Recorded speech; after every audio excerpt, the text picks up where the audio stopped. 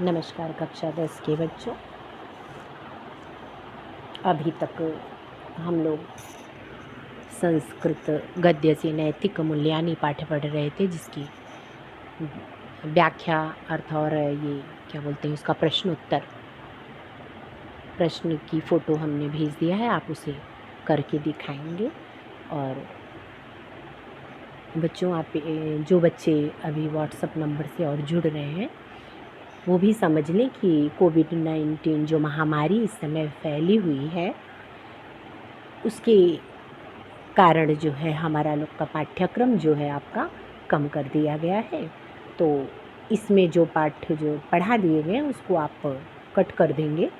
और इसमें जो है आपका संस्कृत में गद्य भारती है, पद्य पीयूषम है, और संस्कृत कथा नाटक कौमुदी है, व्याकरण है। तो बच्चों, इस सूची की फ़ोटो हम भेज रहे हैं, पहले भी भेज चुके हैं और अभी फिर भेज रहे हैं, तो ध्यान से इसको देख लीजिएगा। ग्रीन कलर के स्केच से हमने उस पाठ को काट दिया है जो नहीं आना है। इसको आप अपने पास नोट कर लें। और आज हम लोग संस्कृत पद्य पीयूषम से तृतीय पाठ सूक्ति सुधा पढ़ने जा रहे हैं।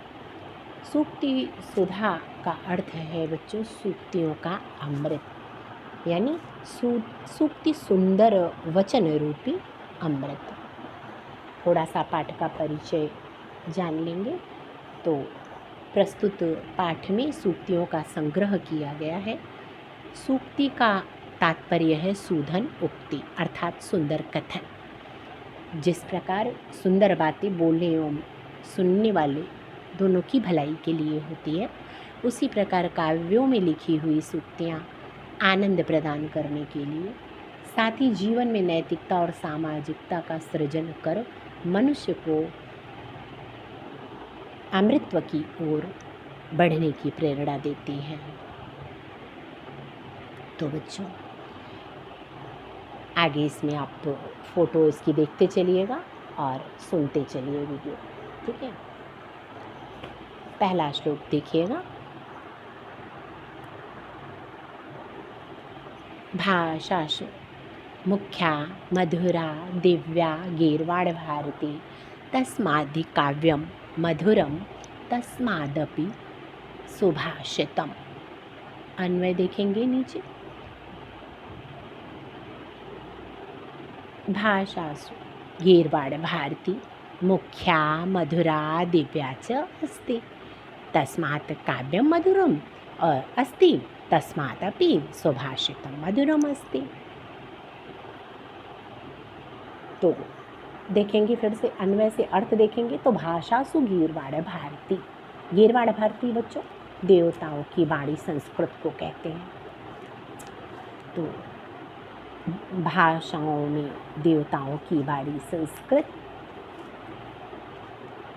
मुख्य मधुरा मधुर गुण से युक्त, दिव्या च अस्ति और दिव्य है यानी कि अलौकिक है। दिव्य का अर्थ अलौकिक।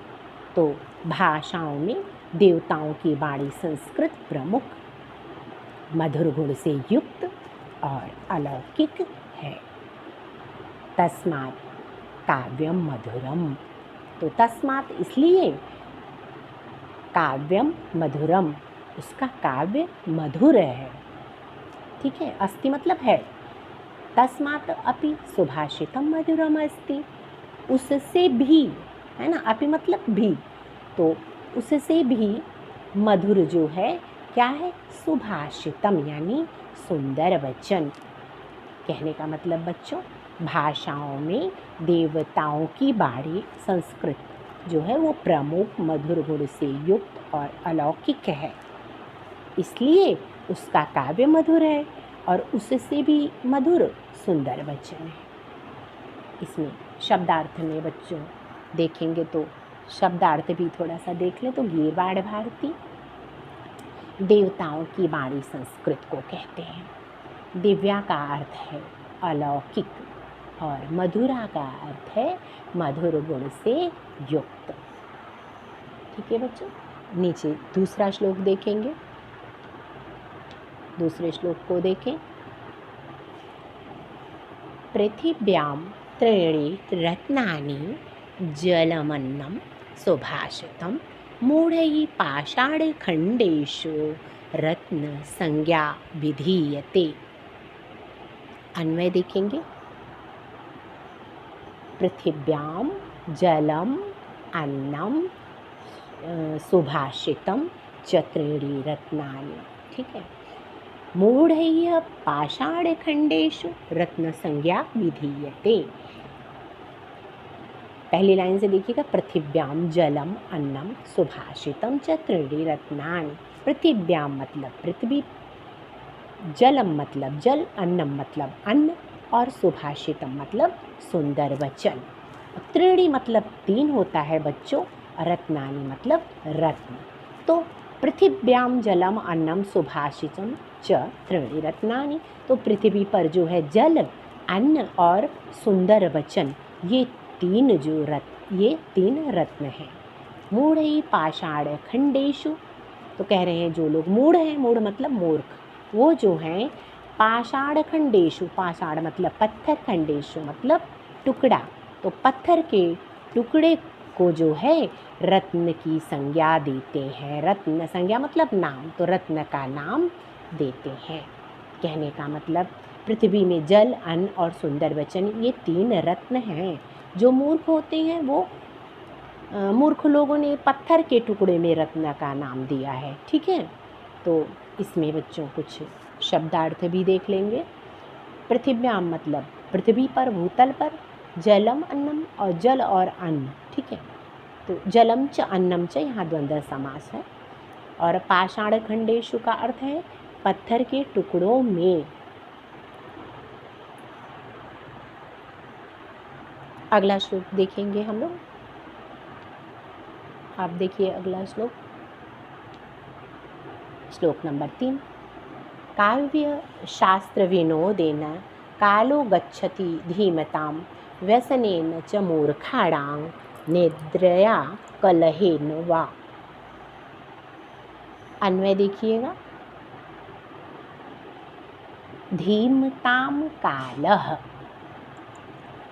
धीमतां कालः काव्यशास्त्र विनोदेन मूर्खाणां च कालः व्यसनेन निद्रया कलहेन वा गच्छति।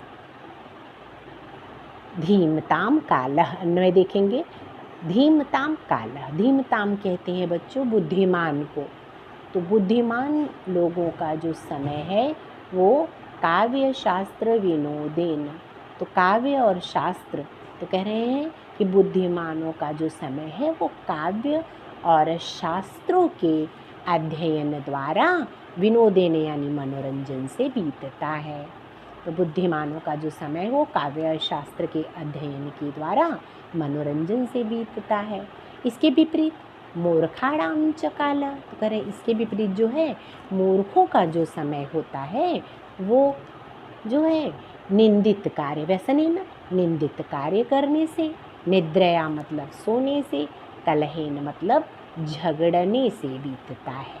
तो कह रहे हैं कि बुद्धिमानों का जो समय होता है वो काव्य और शास्त्र के अध्ययन द्वारा मनोरंजन से बीतता है, और मूर्खों का समय निंदित कार्य करने से, सोने से अथवा झगड़ने से व्यतीत होता है।